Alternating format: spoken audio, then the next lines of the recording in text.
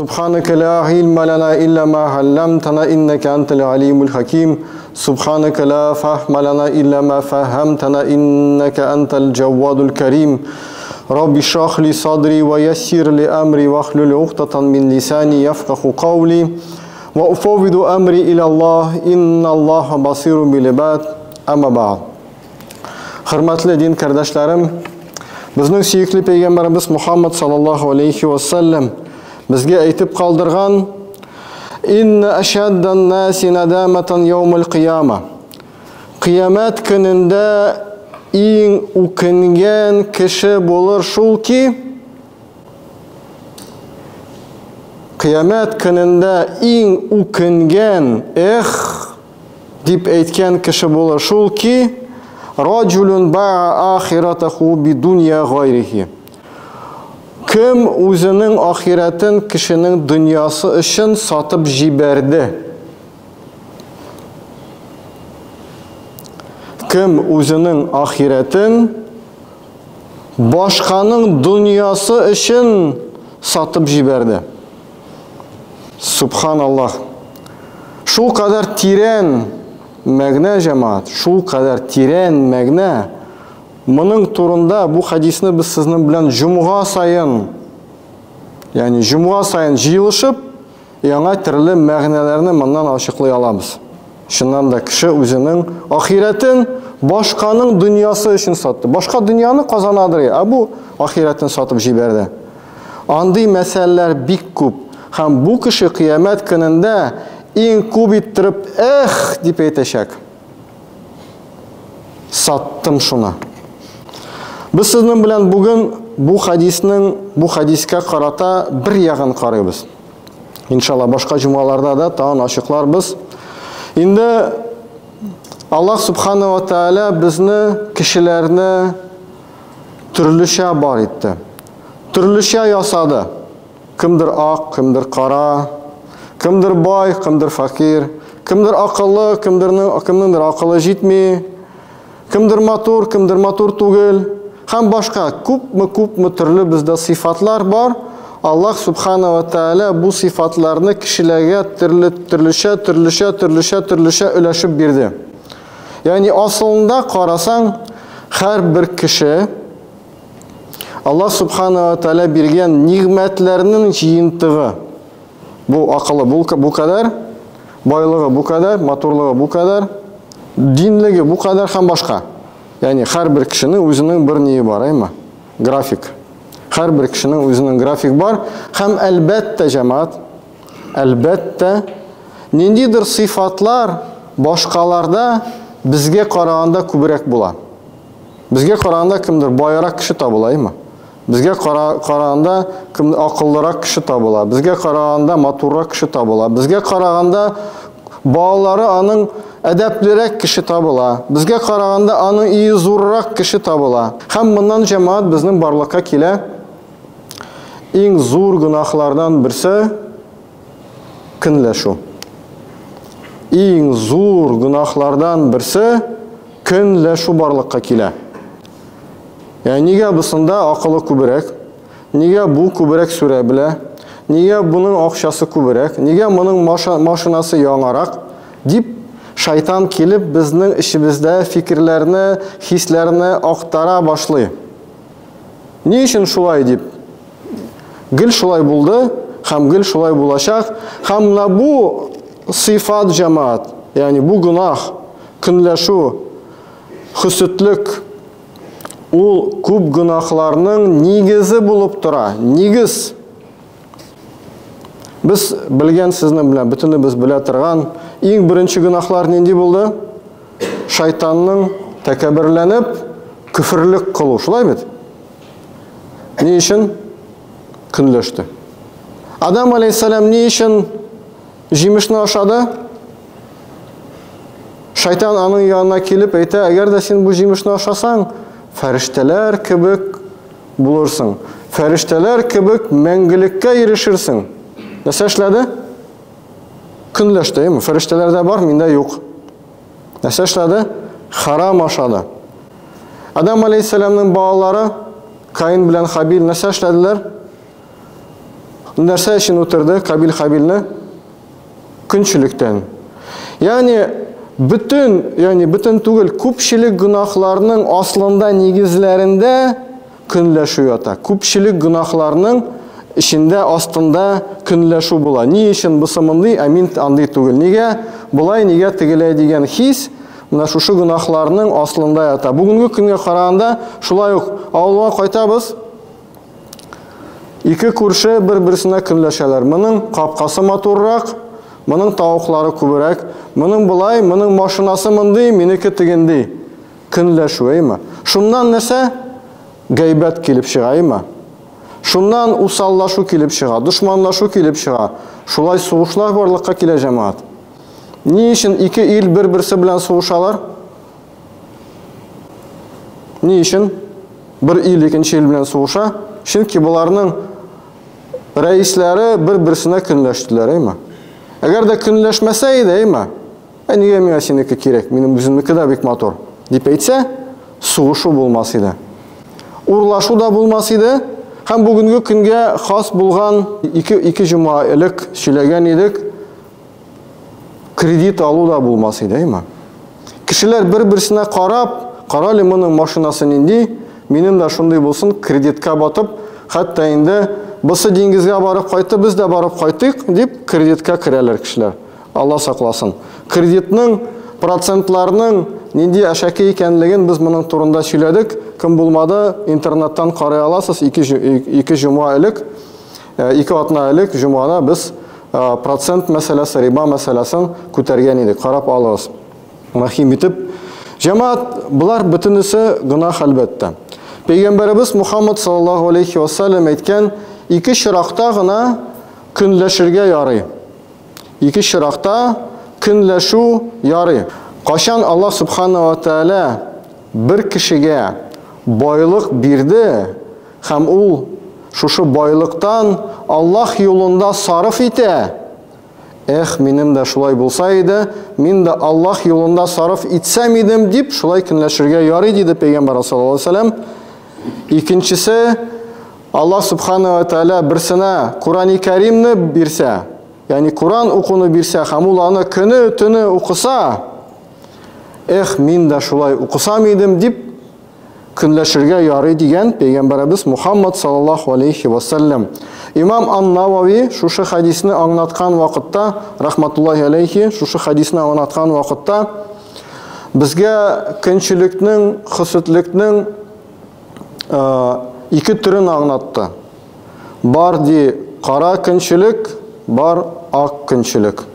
Кара көнчелек гарәп телендә хасад дип атала. Ул кашан кеше усалланып, бу кешедә нигә мондый нигъмәт бар дип, шушы нигъмәт битсә иде дип, шушы нигъмәткә ачалынып торган вакытта бу хасад дип атала, кара көнчелек. Бу бөтен галимнәр әйтәләр, харам. Нәкъ шушы көнчелек шайтанның гамәленең астында булган, нәкъ шушы көнчелек Кабил белән Хабилнең эшендә булган, ягъни безнең шушы авылдагы бер-берсенең капкасына карап торуда, шулай ук бу кара көнчелек була. Ак көнчелек тә бар диде. Галимнәребез әйттеләр, ак көнчелек ничек була ул? Кешенең нигъмәтенә, кешендә булган нигъмәтләренә карап сукланып, миндә дә мондый булса иде, ләкин теге кешенең бетмәсә иде дип, шундый ният белән әйтсә, бу ак көнчелек була. Менә шушы ак көнчелекне Имам Ан-Навави тагын икегә бүлде: дөньяви эшләрендә һәм рухи эшләрендә. Дөньяви эшләрендә әйтте мубах. Мубах дигән сүз ярый, әйме? Дөньяви эшләрендә миндә дә шулай булса иде, әйме? Минем дә өем матур булса иде, минем дә машина яңа булса иде, минем дә балаларым шушы мәктәптә укыса иде, һәм башка. Булар ярый, мубах кына. Ягъни мубах дигән сүз беләбез. Ярый, харам да түгел, фарыз да түгел, ул безгә мәҗбүр дә итми, халал. Ярый. Рухи эшләрендә теге хадистан килгәндә, әйме? Әгәр дә бер кеше көне төне садака бирсә, әгәр дә бер кеше көне төне Аллаһның китабын укып торса, Аллаһның әмерләренә буйсынса, без моңа көнләшергә мустахаб. Мустахаб дигән сүз шулай. Көнләшегез дигән. Көнләшегез, ягъни ак көнләшү белән көнләшегез дә, ягъни бу безгә үсәргә урын күрсәтә, әйме? Карыйбыз, без бер кардәшебез гел тахаҗуд намазына килә. Әлхәмдүлилләх, мин дә шулай килсәм идем. Карыйбыз, бер кардәш үзенең зарплатасыннан 30% садака биреп бетерә, кешеләргә ярдәм итә, факирләрне карый, тегендә монда ярдәм итә. Мин дә шулай бирсәм идем дип, без шулай көнләшсәк, ярый диде. Башка төрле инде кешенең бетсә иде, нигә бу булай, нигә бу тегеләй дигән фикерләр белән әгәр дә без карыйбыз, кешенең нигъмәт, кешендә булган нигъмәтләренә бу инде харам, һәм аларның турында Пәйгамбәрбез Мухаммад саллаллаһу алейхи ва саллям әйткән. Ничек ут агачны аша бетерә, шулай көнләшү сезнең изге эшләрегезне аша бетерә. Biz гомер буе тырышабыз, эшлибез, намаз укыйбыз, хаҗга барабыз, садака бирәбез, көнләшә башладык. Пәйгамбәрбез саллаллаһу алейхи ва саллямның сүзе буенча, ничек ут агачны аша бетергән шикелле, безнең менә мондый тау изге эшләр карыйсың, безнең көнләшү белән Алла сакласын эреде, жанды. Икенче хадистә Пәйгамбәрбез Мухаммад саллаллаһу алейхи ва саллям әйткән, бер йөрәктә иман белән көнләшү тора алмыйлар. Җәмәгать, тыңлагыз. Бер йөрәктә иман белән көнләшү бергә тора алмыйлар. Ягъни әгәр дә анда иман бар икән, анда көнләшү юк. Әгәр дә анда көнләшү бар икән, анда иман юк. Иштеләме, җәмәгать? Юк, күңелләребез ишетәме моны? Ягъни иштеләме, мин әйткәнне иштелә инде әлбәттә, әйме? Күңелләребез ишетәме? Ягъни, эй Фәрид, синең күңелеңдә әгәр дә кемгәдер көнләшү бар икән, димәк, аннан иман чыга башлады. Әгәр дә син көнләшәсең икән, синең элек кылган изге эшләрең жанып бара инде. Кыямәт көндә килгәндә кая булар дип әйткән вакытта, Аллаһ Тәгалә генә белә кайдалар. Бу көнләшү күп кешеләрне харап итте. Шайтаннан башлап, Адам алейхиссаламга да ләкте, ләкин инде ул анасы тәүбәгә килеп, пәйгамбәр булды. Адам алейхиссаламның Кабил исемле малайына һәм башка бүгенге көндә нәрсәләрне күрәбез, нинди көнләшүләр, алар бөтенесе нинди зур афат китерә, без аны күрәбез. Димәк, безгә моның белән көрәшергә кирәк, инде әлбәттә үзебезнең эшебездә. Беренче, әйме? Үзебезнең эшебездә ничек көрәшәбез? Беренче һәм иң зур көрәш шушы безнең күңелебездә булган көнләшүгә, хөсүтлеккә аятны искә төшерәбез. Пәйгамбәр Аллаһ субхана ва тааля безгә Ан-Ниса сурасында 54-нче аятта әйтә: Астагфиру биллах: Ам яхсудуна ан-наса ала ма атаахумуллаху мин фадлихи? Алар әллә кешеләргә Аллаһ Тәгалә биргән нигъмәтләренә көнләшәләрме? Беренче кагыйдә. Biz kişinin əgər də күрәбез икән, бусы безгә караганда акыллырак, безгә караганда матуррак, байрак, башка нәрсәне әйтсәк тә, әйме? Күрдек, искә төшерәбез. Алар әллә Аллаһ Тәгалә биргән нигъмәтләренә, Аллаһ Тәгалә биргән, кем биргән? Аллаһ Тәгалә нәрсә эшләгән? Биргән нәрсәләрне, нигъмәтләрен кайдан үзенең фазилетеннән биргән нигъмәтләренә әле алар көнләшәләрме? Димәк, Әгәр дә без көнләшәбез, нәрсә әйтәбез? Бу Аллаһ, астагфирулlah, бу Аллаһ дөрес эшләмәде. Аның байлыгы бу кадәр, минем бу кадәр. Аллаһ дөрес эшләмәде. Шулай килеп чыга бит. Әгәр дә көнләшсәк. Сизәсезме нинди куркыныч әйбер? Шайтанның гынахы нинди зур булган икәнлеген. Син аны балчыктан бар иттең, мине уттан бар иттең дигән сүз нинди куркыныч сүз. Аллаһ Тәгаләнең тәкъдиренә, Аллаһ Тәгаләнең теләгенә каршы килү була ул. Көнләшү. Димәк, без көнләшә башладык икән, беренче дин Аллаһ Тәгалә бирде бит. Аллаһ Тәгалә бирде. Мин нәрсә эшлим? Аллаһ Тәгалә аңа булай бирде, миңа булай бирде. Әлхәмдүлилләһ. Беренче ризалык күрсәттек. Без шуның белән Аллаһ Тәгаләнең каршында үсеп китәбез. Ризалык күрсәтмәдек. Алла сакласын, күрсәтмәйм дә. Ризалыкны күрсәтәбез беренче. Икенче, без сезнең белән кешедә күргәндә нәрсәнедер артык безгә караганда дуа кылырга тиешбез. Баракаллаһ дип әйтергә тиешбез. Аллаһ Тәгалә бәрәкәт бирсен. Ни өчен? Беренчедән, эш мәсьәлә. Беренчедән, без әле белмибез, анда булган ул байлык бәрәкәтлеме, юкмы? Бәлки ул шушы байлык белән җәһәннәмгә дә кирип китәргә мөмкин. Шулай бит? Без әйтәбез, Аллаһ Тәгалә бәрәкәт бирсен дип әйтәбез.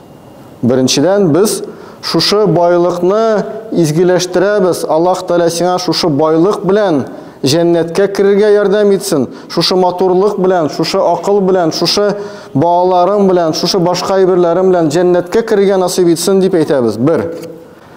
Икенчедән, без шулай әйткән вакытта, Аллаһ Тәгалә бәрәкәт бирсен дигән вакытта, без үзебезнең ичебездә булган кара көнләшүне ак көнләшүгә әйләндерәбез. Шулай бит? Бу битсә иде дигән ахис бар бит. Шайтан бит килә, шайтан бит безнең янында. Моныкы битсен дип, ул безнең фикер булмаска да мөмкин, ләкин шайтан ул фикерне әйләндерергә мөмкин, ничектер дә хис буларак. Без шушы дуа белән бу хисне туктатабыз. Ягъни кара көнләшүне без акка әйләндерәбез. Эш моннан ук әйме? Без дуа кылгач, нәрсә була? Фәрештәләр сиңа да шулай булсын дип әйтәләр. Шулай бит? Хадис. Үзебез уйлап тапмадык. Пәйгамбәрбез Мухаммад саллаллаху алейхи ва саллям әйткән, әгәр дә берәү үзенең кардәше өчен дуа кыла икән, фәрештә әйтә: "Амин, сиңа да шулай булсын." Без дуа кылдык. Я Раббы, моның машинасы бәрәкәтле булса иде. Аллаһу акбар. Фәрештә әйтә: "Амин, синең машинаң да үзенеке дә бәрәкәтле булсын" дип әйтә. Ягъни без шушы дуа белән эш куянны атабыз бер юлы. Ягъни дуа кылып, кешенең матурлыгын, кешенең өстенлеген күргәндә без дуа кылу белән эш куянны атабыз бер юлы. Дуа кылдык. Беренче ризалык, икенчесе дуа, өченчесе Фәләк сурасы җәмәгать.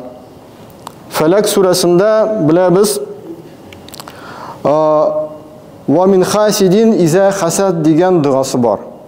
Фәләк сурасын бөтенне без беләбез, 100%. 99.9 булсын. Кемдер әле ятламады, әле генә кичә генә исламга килгән кеше бәлки ятламады. Бөтен кеше белә Фәләк сурасын. Фәләк сурасында "Ва мин хасидин иза хасад" Хөсүтчеләрдән әгәр дә алар көнләшсәләр, "Эй Раббым, мине сакла" дуа кылабыз. Димәк, без әйтәбез: "Я Раббым, мин көнләшү түгел, әйме? Миңа көнләшсәләр, син мине алардан сакла." Менә бу бик мөһим җәмәгать. Ни өчен? Чөнки шулай ук 1-2 ай элек без сезнең белән ул мәсьәләне күтәргән идек. Бозым, сихыр тию, әйме, күз тию дигән нәрсә нәкъ менә шушы хөсүтлектән, нәкъ шушы бу көнләшүдән барлыкка килергә мөмкин. Ягъни бер төрө. Ягъни бер кеше сезгә көнләште, Каралы бу нинди матур яшиләр, каралы бу ничек матур киенә, каралы буның нинди матур машинасы, каралы моның нинди матур хатыны, каралы мондый нинди акыллы балалары дигән вакытта күз тияргә мөмкин. Бу кагыйдә. Пәйгамбәр саллаллаху алейһи ва саллям әйткән: "Аль-гайну хаккун", күз тию хакыйкатьдер. Ягъни без шушы "ва мин хасидин иза хасад" дигән вакытта үзебезне шушы күз тиюдән саклыйбыз. Саклыйбыз беренчедән, икенчедән әгәр дә без шундый дуа кылабыз икән давамлы шулай дуа кылабыз икән, без инде аңлыйбыз: Мин артык әгәр дә матурланып, павлинланып җирсәм, әгәр дә мин бөтен үземнең менә шушы әйберләрне кешеләргә күрсәтә башласам, булай итсәм, күз тияргә мөмкин дип әйтәбез дә.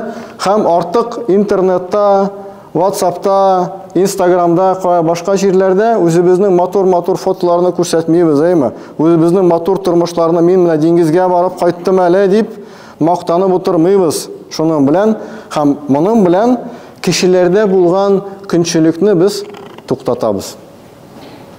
Кешеләрдә булган көнчелекне без туктатабыз вакытында. Шулай иттереп, эш безгә кагыйдә. Раббыбыз Аллаһ барыбызны да шушы зур афаттан, шушы зур бәла казадан җәмәгать көнләшүдән сакласын. Һәр вакытта Аллаһның ризалыгында булыйк. Без Аллаһтан разый, Аллаһ Тәала да бездән разый булсын. Хаза валлаһи тауфик, алхамдулиллаһи бисаваб, Раббана зидна илма нафиа ва ризқа таййиб ва амал мутақаббала.